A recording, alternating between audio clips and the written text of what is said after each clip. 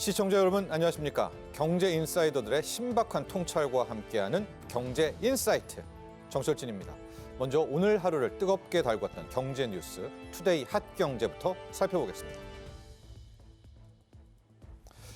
내년 1월부터 은행들이 보이스피싱 의심 거래 24시간 모니터링 시스템을 가동하는 것과 관련해 금융감독원이 은행들의 철저한 준비를 당부했습니다.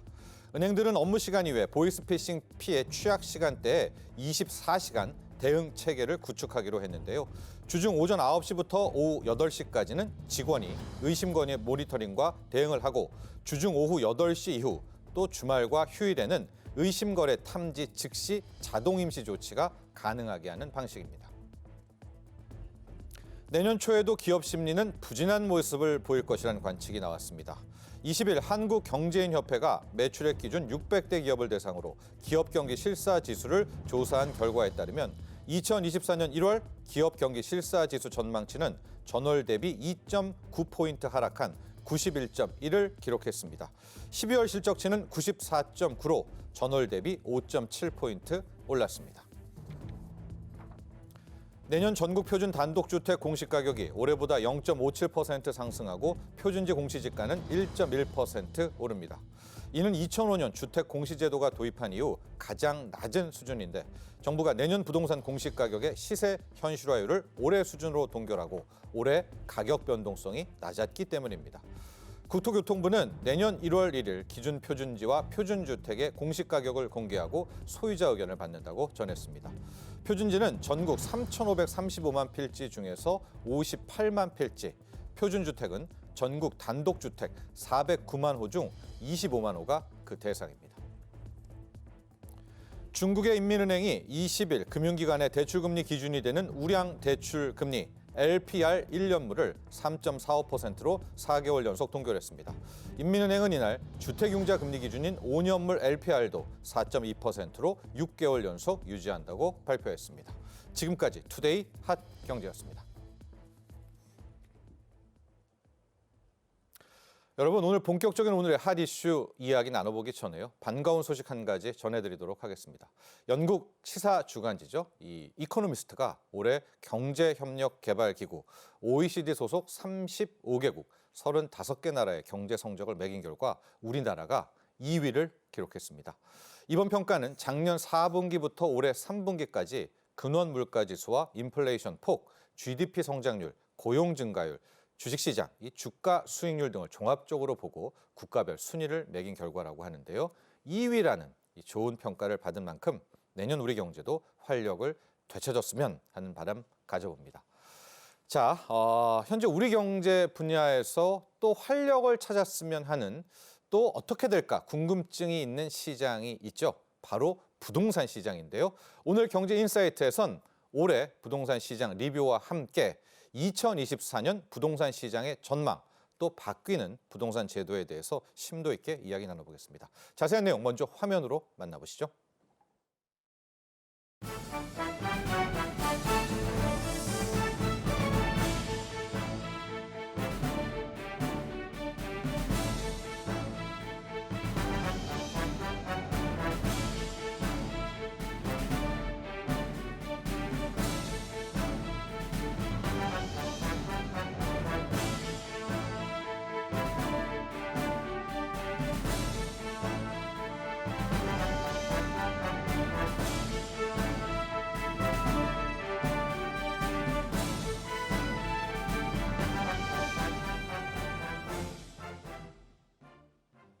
오늘의 경제인사이트 두 분의 전문가와 함께합니다. 권대중 서강대 부동산학과 교수 김인만 부동산경제연구소 대표와 함께합니다.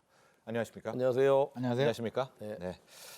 자, 권 교수님, 네. 오늘 본격적인 이야기에 앞서서요. 네. 올해 시장 한번 정리해보는 총평 한번 들어보도록 하겠습니다. 네.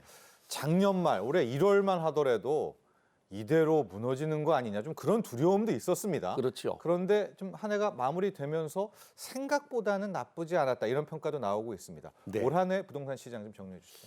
매매 시장을 보면은 이제 지난해 연말이 그 저점이었습니다. 네. 그래서 그 저점이 그 낙폭이 커져가지고 지난해 11월, 12월 달에 우리 그 주거정책심의위원회에서 규제를 좀 완화해야 되지 않느냐. 부동산 가격이 하락할 때 규제를 완화해야지. 네. 살아날 때 규제를 완화하게 되면 투기가 일어나기 때문에 예. 그 얘기가 돌다가 이제 1월 3일 날 드디어 이제 서울의 25개구 중에서 21개구를 전부 다 이제 조정 대상 지역 투기 과일 지역 투기제를 해제했거든요. 네. 그 덕인지 몰라도 1월 달부터 살아나기 시작해서 네.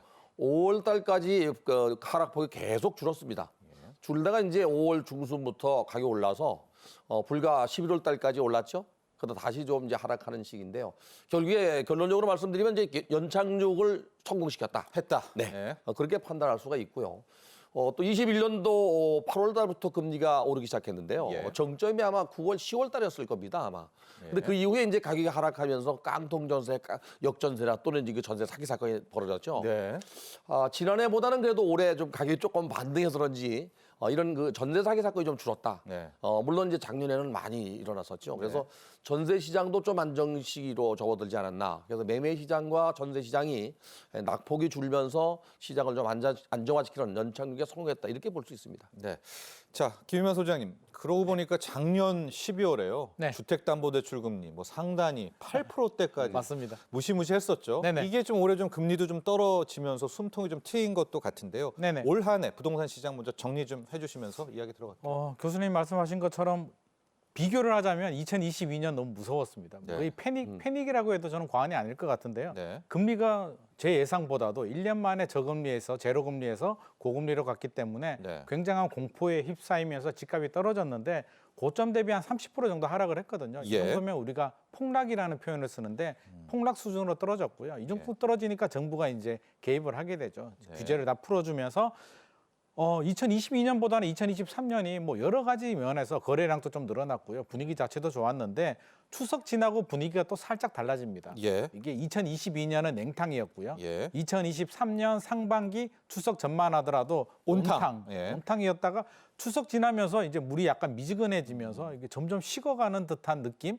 통계도 그렇고요. 실제 현장 분위기도 그렇기 때문에 그때 또 금리도 올랐어요. 금리도 네. 그렇죠. 그래서 시장의 분위기는 2024년이 어떻게 될까 지금 굉장히 초조한 마음에 지켜보고 있고요. 네. 가장 중요한 변수는 이제 금리가 될 것 같기는 한데 금리 변수가 없다면 지금 흐름이 저는 조금 더 이어지지 않을까 싶은 생각도 드는데 총선까지 있거든요. 네. 최대 이벤트인 총선까지 있기 때문에 2024년 부동산 시장이 기대 반, 우려 반으로 굉장히 기다려지는 상황입니다. 자, 여러분 오늘 저희와 함께 하시면 내년 집값 전망 또 집값뿐만이 아닙니다. 오피스텔 등등까지도 저희가 함께 전망을 해볼 텐데요. 일단 올 한 해를 좀 더 빠르게 정리할 필요는 있을 것 같습니다. 권 교수님, 네. 앞서 이야기에도 이제 연초에 바로 나왔던 네. 정부의 규제 완화책 13 대책입니다. 그 내용을 한번 좀 정리를 해 주시고요. 네. 효과가 있었던 거죠? 큰 틀에서는. 그렇죠. 거기에 대한 평가도 일단 이제 조정 대상 지역이나 투기 과일지구 투기 지역으로 지정이 되면은 서울 같은 경우는 이제 정비 사업의 지위양도 금지가 됩니다. 네. 거래를 제한받게 되고요. 네. 특히 이제 분양가 상한제가 적용되죠. 네. 지금 현재도 서초, 강남, 송파, 용산은 분양가 상한제입니다. 네. 그리고 이제 공공택지가 분양가 상한제인데 이게 이제 해제가 되고요. 네. 또 하나는 이제 중도금 대출도 규제가 완화돼서 네. 대출도 받을 수 있고요. 네. 가장 큰 게 있습니다. 예. 이게 뭐냐면 조정 대상 지역으로 지정이 됐다가 해제가 되면 다주택자에 대한 양도세가 없어집니다.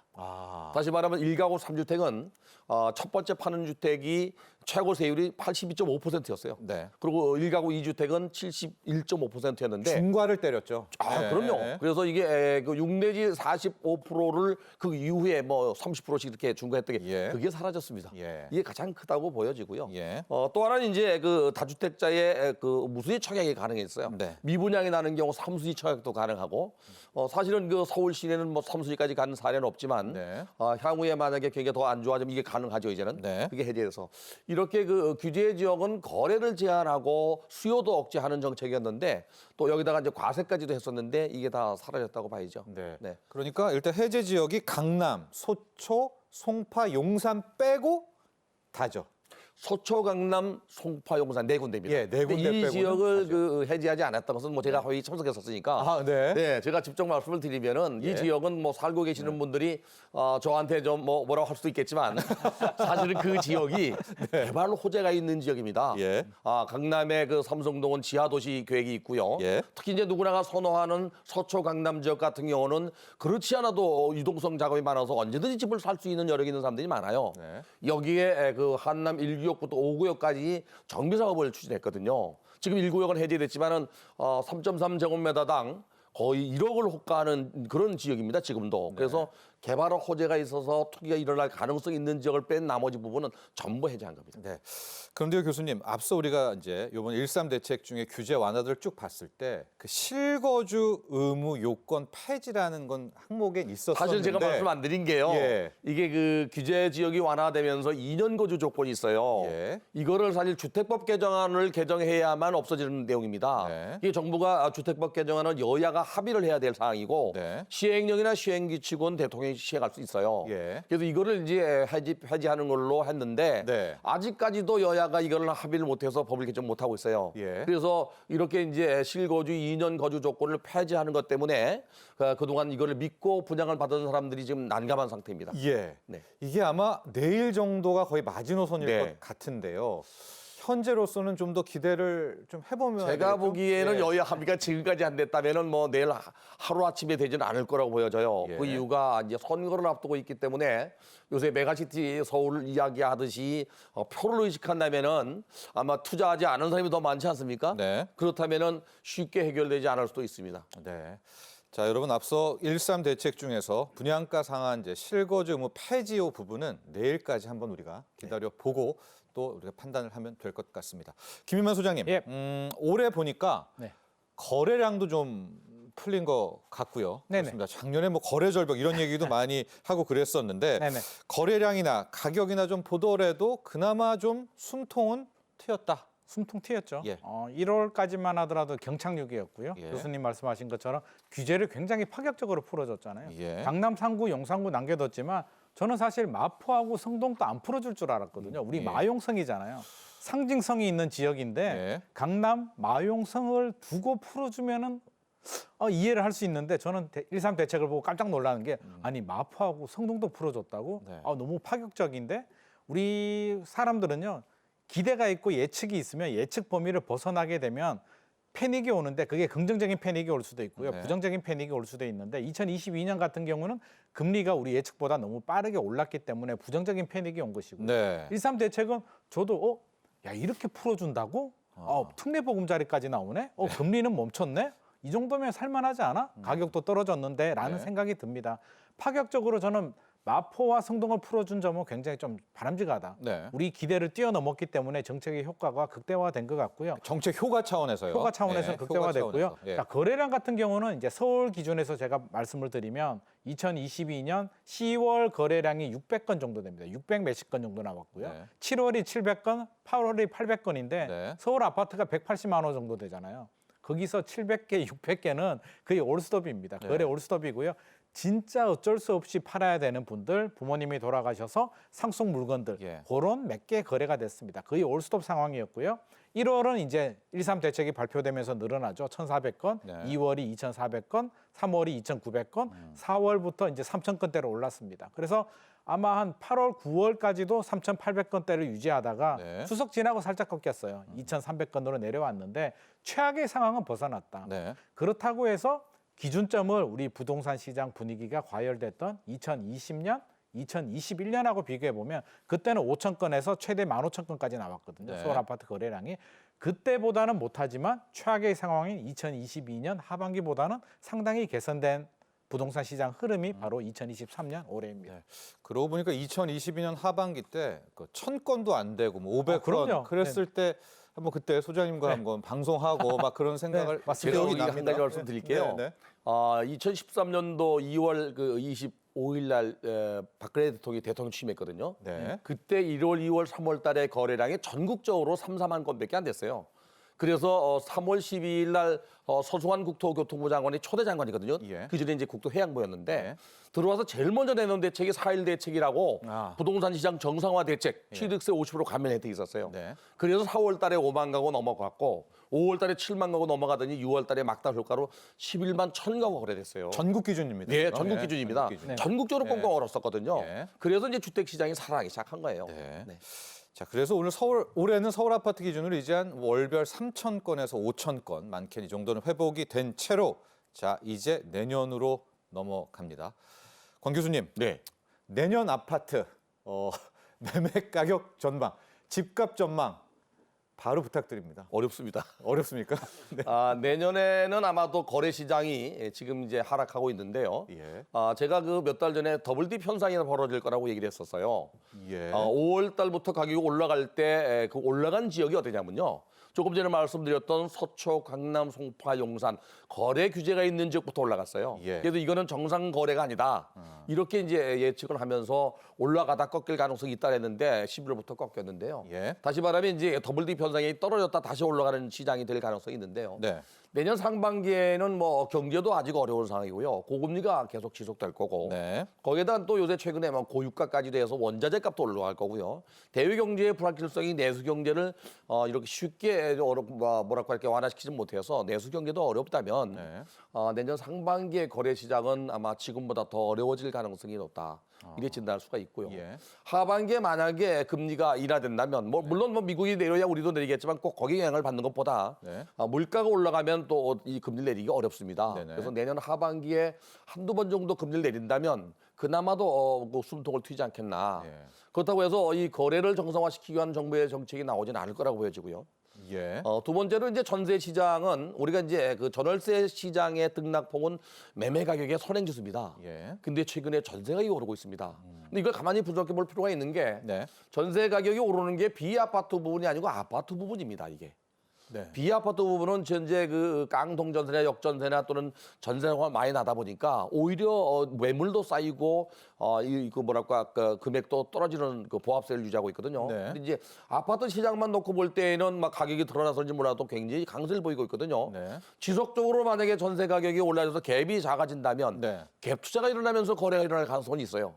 그러나 이게 정상 거래라고 볼 수는 없고요. 그래서 내년 상반기에는 전세 가격은 아마 지금처럼 계속적으로 올라갈 가능성이 높고요. 하방은 좀 막아주겠네요. 매매 그렇죠. 가격이, 이제 전세가. 전반적으로 예. 시장을 본다면 예. 올해는 오히려 상저하고가 됐다면 네. 내년에는 상고하저가 되지 않겠나. 예. 상저하고가 되지 예, 않겠나. 예, 예. 상반기에는 아마도 부동산 가격이나 이건 떨어지겠지만 전세 가격도 강세를 보이고 네. 반대로 이제 하반기에 가면 전세가 좀 살아난다면 보합세로 유지되면서 이 전세 가격도 안정화되지 않겠나. 거래량으로 볼 때에는 아마도 정상 거래량은 그 윗돌지 않을 거라고 생각이 돼요. 밀도가 보여집니다. 예. 네. 권 교수님이 이제 약간 좀 이렇게 불확실성을 이야기하는 것은 금리라든가, 네. 그렇죠, 원자재 가격이라든가, 경기라든가 이런 상황이 너무나 좀 예측하기 힘든 상황이어서 이게 사실은 그런 거죠. 그 거시경제 지표가 이제 미시경제, 내수경제로 움직이거든요. 네. 부동산 시장만 부동산 시장이 굴러가는 게 아니고 네. 거시경제나 미시경제나 또는 심적인 요인이나 이것이 부동산 시장에 영향을 많이 미치기 때문에 네. 이 그 대외 경제나 또는 그 내수 경제의 불확실성을 파악하지 않을 수는 없습니다. 네. 근데 내년에 올해보다는 지표가 좋아질 거라고 보이지만 그건 아마도 기저 효과 때문에 좋아지는 거지. 네. 경제가 지금 막 살아나는 상황은 아닙니다. 네. 예를 들면은 지난 6월 달에 우리가 11억 3천억 달러 흑자를 보면서 조금씩 무역 수지가 개선돼서 지난달에 38억 달러까지 흑자를 네. 봤는데 이게 수출이 줄었는데 수입은 더 줄었어요. 불황형 흑자. 그렇죠. 네. 불황형 흑자이기 때문에 우리가 웃을 일만은 아니다. 네. 그렇다면 부동산 시장도 특별한 호재가 있지 않은 한 웃지 못할 수 있다. 네. 그래 판단이 됩니다. 그래서 일단 상저하고, 네. 그러나 여기에 대외적인 불확실성이 어떻게 흘러가는지는 지켜봐라. 네. 이렇게 정리를 해보도록 하겠고요.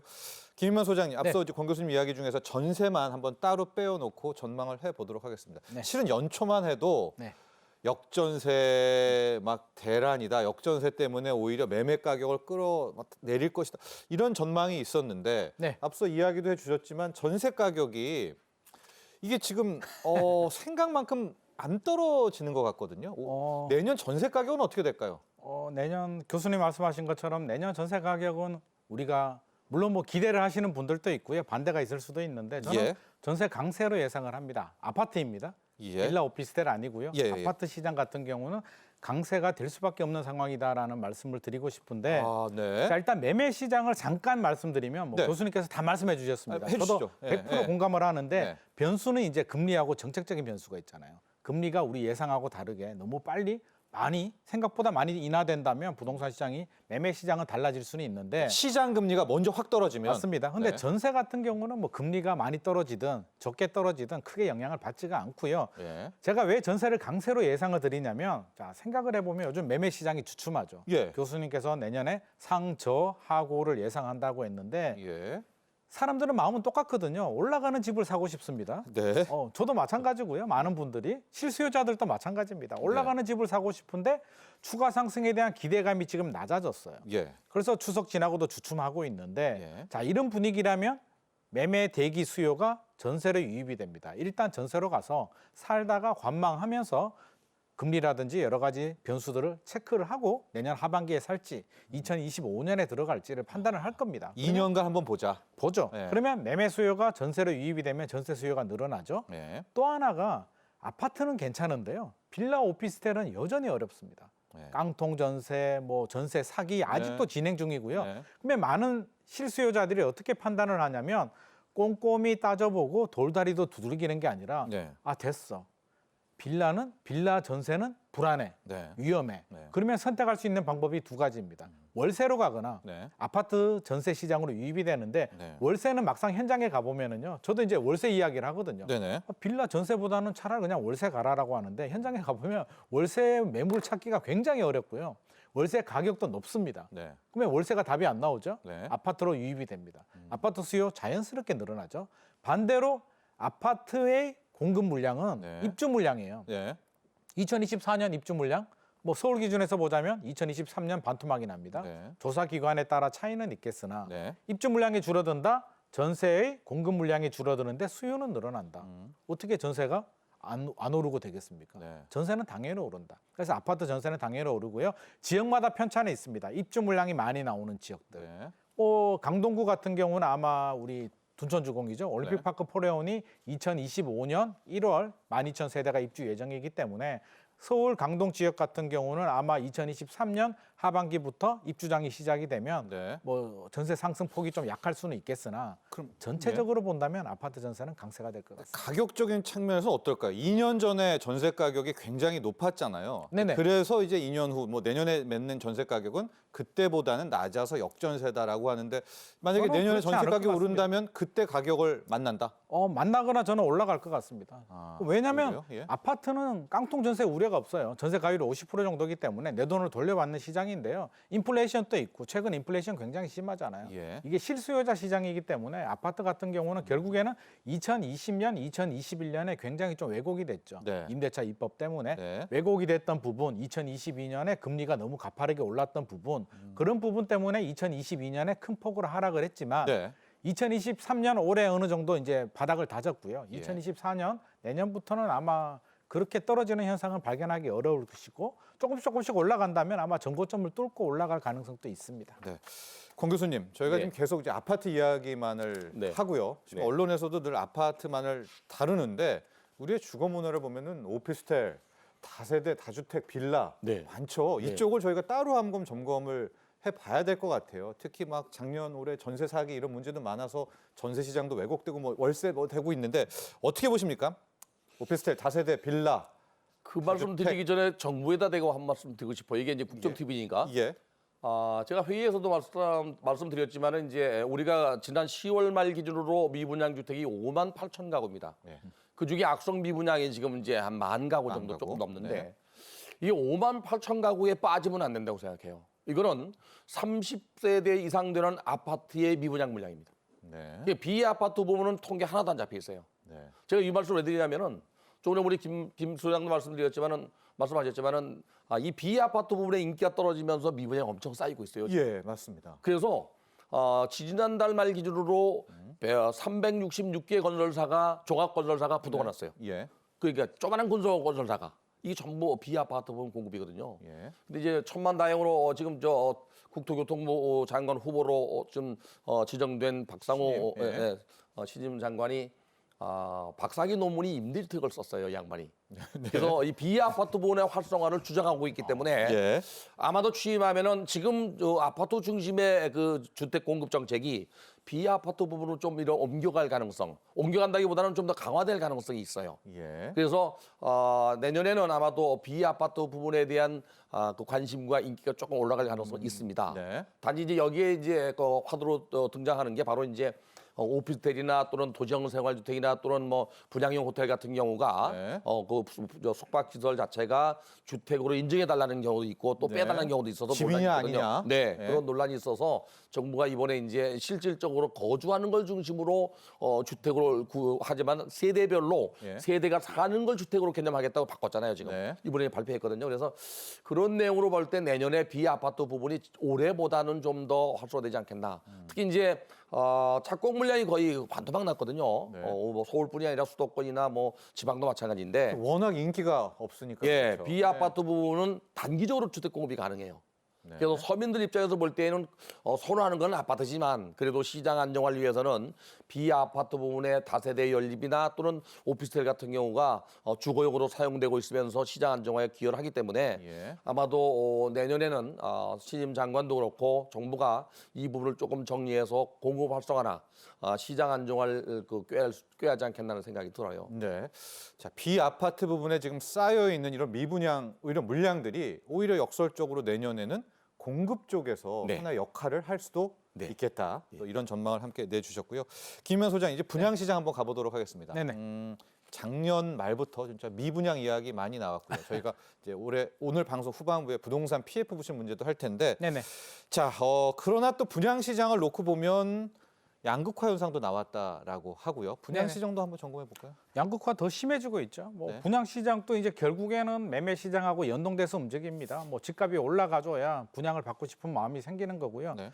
뭐 올해 분양 시장은 상반기만 보자면 뭐 굉장히 뜨거웠죠. 오히려 뜨거웠습니다. 뭐 네. 고분양가 논란이 있을 정도로 분양가도 계속 올라갔고요. 네. 경쟁률도 잘 남았는데 역시 추석 지나고도 좀 꺾인 양상이 보이는데 지역별로 이게 편차가 굉장히 심해요. 아니, 너무 커요. 너무 커요. 네. 최근에도 일부 단지들, 인기 단지들은 150대 1 이렇게 나오고 있고요. 네. 또 최근에 나온 결과 보면 0%대, 맞습니다. 청약 경쟁률이 0%대가 32% 정도 나오고 있거든요. 예. 그러면 진짜 양극화가 심화가 되고 있다. 이게 결국에는 옥석 가리기로 들어가는데 확실한 입지 경쟁력이나 분양가 경쟁력이 있는 단지들은 사람들이 많이 몰리는 반면에 네. 그렇지 않은 단지들은 아예 외면을 받고 있는데 이렇게 외면받는 단지들이 또 미분양으로 연결이 되거든요. 네. 지금 미분양이 또 PF하고 연결이 되기 때문에 네. 결국에는 이게 어느 정도 정부 입장에서는 좀 대책을 마련해야 되고 골고루 이게 좀 해결이 해줘야 되는데 일부 단지만 몰린다면 최근에 청약통장도 60만 명이 해지를 했거든요. 네. 그게 결국 맞물려 있어요. 예. 인기 단지로 몰리다 보니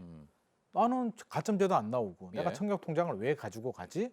해지라는 경우들. 기타 이게 지역은 뭐 매력이 없고. 매력이 없고 네. 쳐다보지도 않습니다. 예. 그러면 결국에는 또 미분양이 더 늘어나게 되고 또 건설사들, 금융사들 불똥이 계속 튀기 때문에 네. 좀 해결을 해야 될 문제고요. 이걸 방치하게 된다면 지금 뭐가 문제냐면 분양 물량이 계속 감소를 해요. 네. 인허가 물량, 착공 물량, 분양 물량을 강수한다는 얘기는 그렇습니다. 분양 물량은요 3년 후에 입주 물량이거든요. 예. 그러면 3년 후에 공급 부족으로 이어지는데 지금도 입주 물량이 부족하고요. 인허가 물량은 4년, 5년 후에 또 입주 물량입니다. 네. 결국 3년에서 5년 후에 공급이 부족해진다는 얘기는 2024년 시장만 보면 뭐 상저 하고가 될 수도 있고요. 보합이 될 수도 있고 이런 뭐 안정적인 흐름을 보일 수는 있겠으나 결국 3년, 5년 후에는 이게 맞물리게 된다면 네. 결국 집값 상승에 전세 가격도 올라가고요. 공급 물량이 부족해지고 충분히 조정이 됐다. 더블 딥이 지나갔다라고 한다면 또 큰 폭의 상승장이 또 생길 수도 있기 때문에 네. 미리미리 좀 준비를 해야겠다. 네. 또다시 그런 일들이 발생하면 안 되기 때문에 정부 입장에서는 이런 공급 부족 현상들은 좀 미리미리 선제 대응을 할 필요는 있을 것 같습니다. 권 교수님 바로 이 대목입니다. 지금 분양 이야기를 했는데요. 이게 결국 입주 물량으로 이어지는 그렇죠. 것이고요. 현재 이제 전문가분들 중에서 내년에 집값 더 오를 거다라는 이렇게 주장하시는 분들도 입주 물량이 거의 반토막 나니까 공급 부족으로 인해서 가격은 오른다. 내년에 입주 물량, 입주 쪽 차원도 한번 점검해 볼까요? 사실은 이제 그 인허가를 받고 난 다음에 착공을 하게 되고 착공이 준공돼야 입주 물량이거든요. 네. 입주 물량이 이제 인허가 물량하고 연결돼서 인허가 물량이 작년에 반토막 났어요. 예. 올해 또 반토막 났어요. 네. 그리고 착공 물량은 거기에 또 반토막 났어요. 예. 그래서 착공 물량이 입주로 돌아오는 게 2, 3년 걸린다면 내년은 아니고요. 제가 볼 때 후년이나 그 후년쯤 돼서부터 영향을 미치기 시작해서 네. 길게는 아마 한 4, 5년, 5, 6년 가지 않겠나. 네. 근데 이제 올해 원래 그 전국적으로 입주 물량이 약간 44만 5천 가구를 계획했습니다. 예. 국토부가. 예. 근데 실제 그 입주 물량으로 돌아온 거는 35만 2천 가구밖에 안 됩니다. 네. 그러니까 사실 양이 많이 줄었죠. 네. 거기다 내년에도 더 줄 거랍니다, 이게. 네. 그리고 서울 시내만 해도 올해 3만 3,100가구 정도가 예상했는데 네. 내년에 2만 8천 가구도 안 됩니다. 그러니까 실제 착공은 이보다 더 많이 떨어졌겠죠. 그래서 입주 물량이 줄어든다는 게 맞네요. 줄어든다는 얘기죠. 네. 줄어들면은 심리적 부담감 때문에 당장 입주 물량이 아니라도 가격이 오를 수 있어요. 예. 자, 입주 물량이 올해가 아니고 내년이고 후년이라도 예. 지금 당장 입주 물량이 향후에 줄어든다고 그러면 일단 사람의 마음이 움직이거든요. 예. 그래서 심리적인 요인 아까 제가 말씀드린 게 내년에 만약에 금리가 인하되면서 물론 뭐 올라갈 땐 가파르게 올라갔지만 내려올 때는 찔끔찔끔 내려올 거예요 아마 네네. 금리가 이 예. 경제 상황에 따라서. 그래서 만약에 내년에 한 두세 번 정도 금리가 인하된다면 하반기쯤에 부동산 시장이 움직일 가능성이 높고요. 그거는 이제 그럴까봐. 수요 공급에 의해서 움직이는 것도 있고 일단 여력이 돼야 되거든요. 예. 아무리 공급이 부족해도 금리가 높고 고금리일 때는 이자 부담 때문에 집을 못 사거든요. 네네. 다시 말하면 이겁니다. 집안 살림이 안 좋고 경제가 안 좋으면 집 안 삽니다. 경제가 어려우면 집을 안 사거든요. 네. 그런 상황에 따라서 연동되기 때문에 내년에 경제가 어떻게 가느냐에 따라서 또 시장은 달라질 거라고 네. 보여져요. 네. 입주 물량이 줄어드는 건 문제는 맞지만 한 가지 더 말씀드릴게요. 예, 네, 문제는 네, 뭐냐면요. 네, 네. 지금 그 고금리의 고유가가 원자재 값을 올립니다. 네. 근데 제가 원자재 값 올라갈 때 건축비 상승에 대해서 제가 편성 상승이 문제라고 얘기했거든요. 예. 이게 뭐냐면 철근값, 목재값, 비철금속이 수입품이니까 올라가잖아요. 예. 근데 왜 인건비가 올라가야 되고 왜 그 국내에 있는 자재값이 올라가야 되는지 그거 모르겠는 거예요. 예. 그러니까 남이 오르니까 같이 오르는 것 때문에 원자재 값이 올라서 이 그 건축비 원가 올라가는 거거든요. 예. 이런 현상이 아마도 내년에 경제가 안 좋거나 물가가 그 지금보다 더 잡히지 않으면 따라갈 가능성도 있습니다. 네. 네. 그렇습니다. 그러니까 입주 물량이 부족해서 가격 상승 요인인 건 맞지만 그거 하나만은 다가 아니다. 금리도 봐야 되고 경기도 봐야 되고 또 우리 국민들의 특히 이제 자금 여력도 봐야 된다. 이런 총평을 해주셨고요. 앞서 이야기 잠깐 나온 것 같은데 진짜 분양가가 너무 올랐어요. 이게 이제 아까 이제 뭐 인건비 또 자재비, 시멘트 가격 등등이기도 한데 네. 이런 논리도 가능하죠. 분양가 자체가 올라버리면 집값은 오른다? 이런 이야기 또 내년은 어떻게 될까요? 뭐 영향이 있습니다. 분양가가 올라가는데 사실 분양가 내려가기는 쉽지 않죠. 우리 인건비 올라가고요. 건축 인플레이션. 자재비도 올라가고 네. 코로나 팬데믹 이전하고 지금하고 비교해 보면 30% 이상 올랐거든요. 네. 아니 전체적으로 30%가 올랐는데 건설사들이 분양가를 올리지 않는다는 얘기는 결국 손실을 의미하는 거고요. 네. 공급 물량을 줄일 수밖에 없는데 건설회사들은 어쩔 수 없이 올릴 수밖에 없습니다. 올릴 네. 수밖에 없는데 올 상반기에 분양가가 많이 올랐던 이유는 뭐 여러 가지 이유가 있죠. 뭐 아까 인플레이션 그런 네. 부분도 있지만 사실은 건설회사들이 분양가 올리고 싶어도요 마음대로 올리지는 못해요.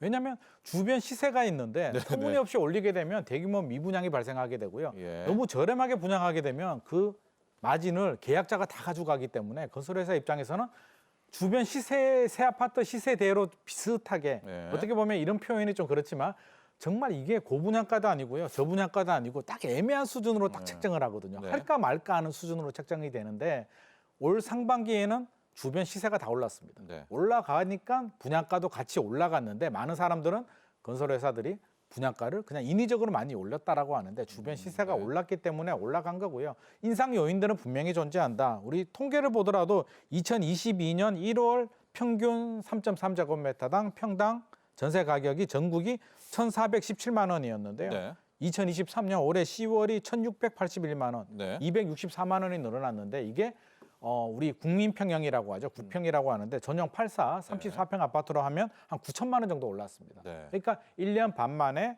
전국 분양가가 9천만 원 정도 올랐기 때문에 결국에는 이게 지금 당장 이렇게 올랐다고 해서 2024년 집값이 바로 올라가. 네. 공급 물량이 부족하다고 해서 바로 올라. 이렇게 수학 공식처럼 1 더하기 1은 2가 되진 그건 않습니다만 아니지만 이런 게 계속 누적이 된다면 1년 누적이 되고요. 2년 누적이 되고요. 3년 누적이 된다면 3년 후에 여러 가지 상황이 잘 조합이 됐을 때 집값 상승의 압력 요인으로는 반드시 작용을 합니다. 네, 자 그렇습니다. 자 그리고 여러분 이 내년에는 또 새롭게 바뀌는 부동산 제도들도 많고요. 새롭게 도입되는 제도들이 또 많습니다. 정부가 청년층 대상으로 50조 원 규모의 저금리 대출 상품을 공급할 예정이라고도 하는데요. 이렇게 달라지는 부동산 제도 또 정부 지원들이 내년 우리 주택 시장 큰 틀에서 부동산 시장엔 어떤 영향을 주게 될지 또 내 집 마련 전략은 어떻게 짜야 될지 이야기 나눠보죠. 준비한 영상 보고 난 후에 계속 이어가겠습니다.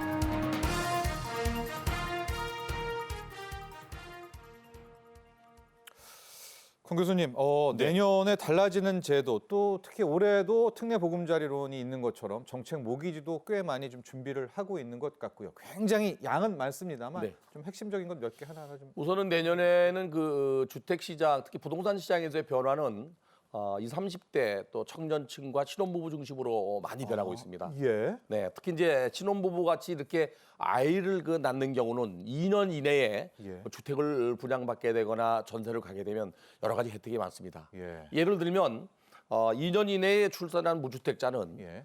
이 대출을 받을 때도 자산이 5억 600만 원 이하에서 예. 연소득 1억 3천만 원 이하면은 5억까지 1.6 내지 3.3%의 아주 저리의 융자를 줍니다. 아, 근데 이제 신생아 특례입니다. 그러니까 네. 아이를 낳으면. 예. 네네. 그래서 예. 이 또 전세도 네. 역시 마찬가지로 3억까지 줍니다. 예. 물론 이제 주택 가격이 이제 그 9억 원 이하여야 됩니다. 뭐 이런 것도 있고 또 하나 이제 증여세도 지금 현재 그 10년간 합산은 5천만 원까지거든요. 네. 근데 결혼하는 사람들은 양가 부모가 줄 수 있는 게 3억까지도 이렇게 그 편의를 봐주고 네. 또 이거를 또 나누어서 내야 됩니다. 나누어서 예. 2년 동안 이렇게 받을 수가 있고요. 예. 예. 또 하나 이제 세법상 주택의 개념도 아까 제가 말씀을 드렸지만은 사실상 주택일 경우에는 모두 다 과세했는데 지금은 구조가 주택으로 되어 있어야 됩니다. 예. 그리고 한 세대가 살 수 있으면 예. 여기 이제 과세에 해당이 돼요. 예.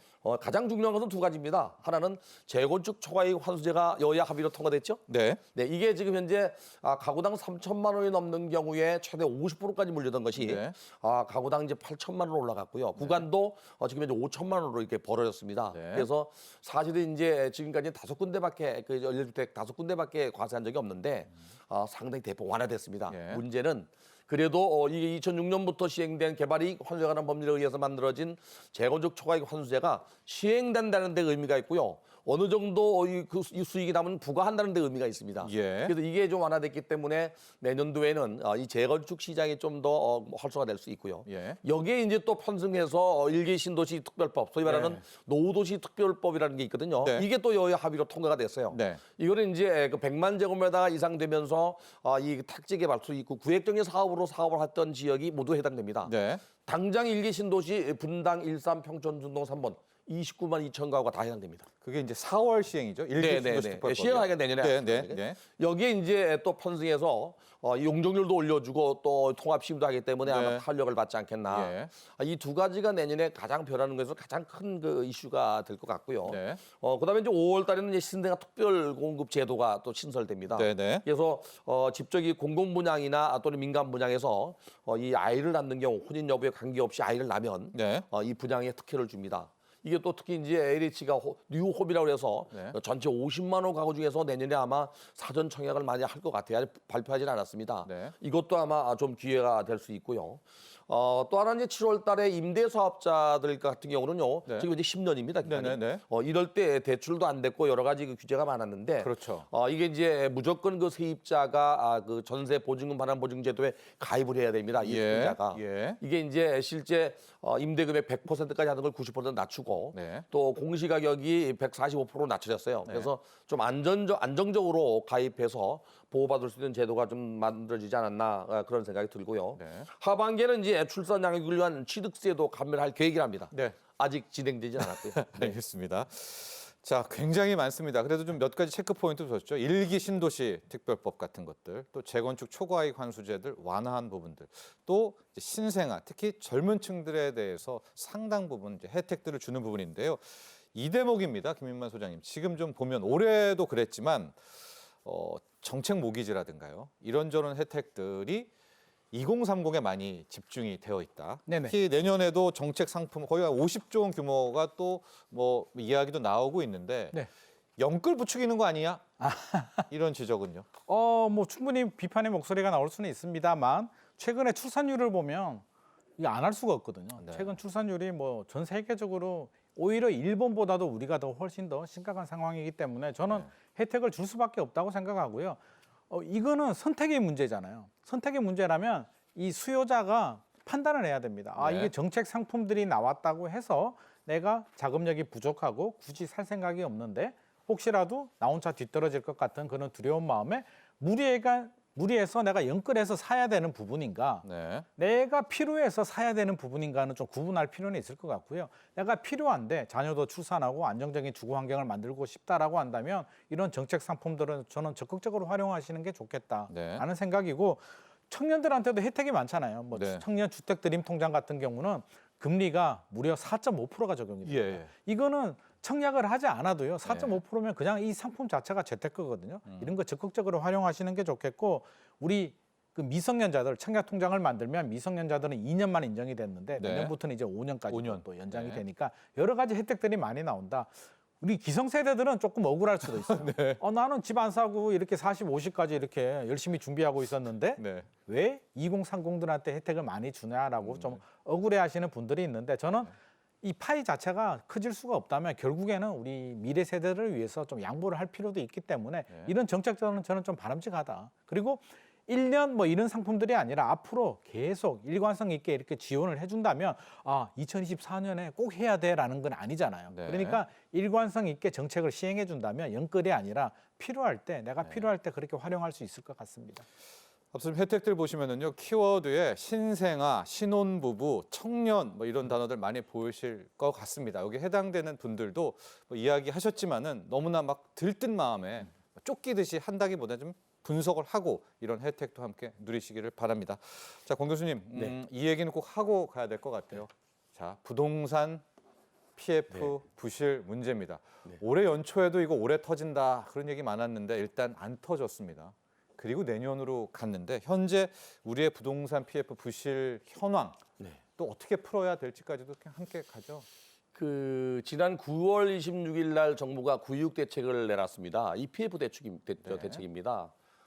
이때도 정부가 이제 그 전부 전수조사해서 파악해서 지원해야 되는 대책을 내놓은 게 바로 뭐냐면 그 당시는 뭐 134조가 안 됐어요. 지금 현재 3분기 기준으로 PF 대출 총액이 134조 3천억입니다. 네. 엄청 많습니다.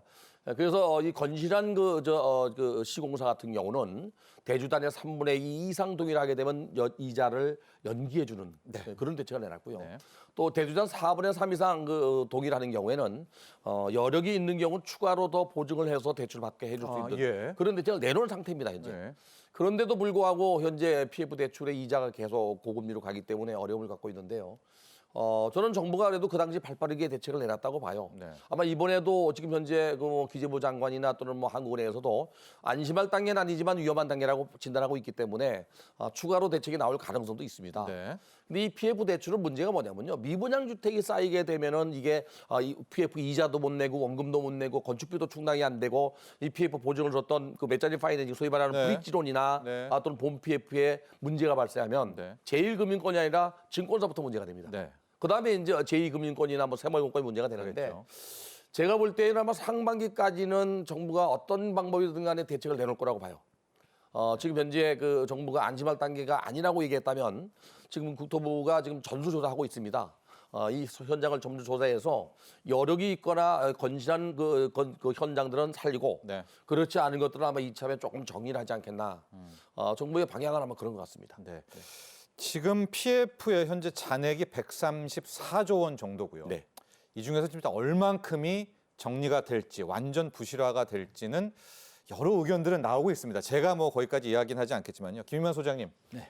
구조조정은 하긴 해야 될 것 같은데 어떤 방식으로 이걸 처리해 나가야 될까요? 이건 결국은 정리는 해야죠. 이게 정부 입장에서 아마 가장 큰 고민이 아닐까 싶습니다. 지금 뭐 집값이야 뭐 올랐다 내렸다 할 수도 있는 거고요. 연착륙을 하고 있는데 PF 문제는 그대로 내버려둬서 해결될 문제도 아니고요. 예. 고금리, 결국에는 고금리 문제에 미분양이 발목을 잡고 있는 부분인데 예. 미분양이 빠르게 소진되느냐.